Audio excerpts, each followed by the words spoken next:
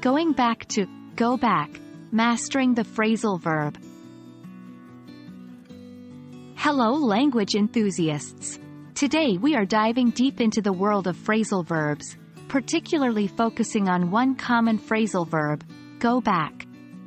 You may think it's as simple as reversing the direction, but in English language, go back can mean a lot more. Let's explore it together. Firstly, we need to know what go back means. As a phrasal verb, go back often means to return to a place where you were or where you have been before.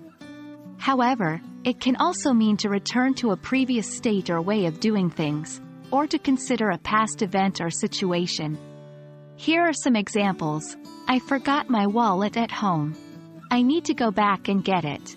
After trying a different strategy, the team decided to go back to their original plan. We'll go back to this topic in our next meeting. Now let's understand how we can use go back in sentences. Just remember, it generally implies a return or regression of some sort. Here are some examples. We went back to the park where we first met. I go back to my hometown every summer. After their disagreement, they never went back to being friends. Even the negative form and questions using go back can be simple if we understand the basic usage. Let's see some examples. Negative form. I will not go back to eating unhealthy food. They won't go back on their promise. Questions. When will you go back to your country? Why did she go back to her ex-boyfriend?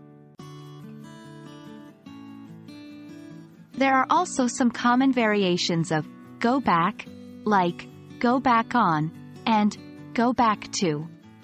Go back on generally means to fail to keep a promise or to change a decision, whereas go back to means to return to doing something. Here are some examples. He went back on his word and didn't help me move. After retiring, he went back to painting, his long-lost hobby.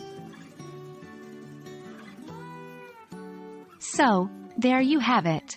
We've not only learned what go back means, but also how to use it in sentences, how to form negative sentences and ask questions with it, and its common variations.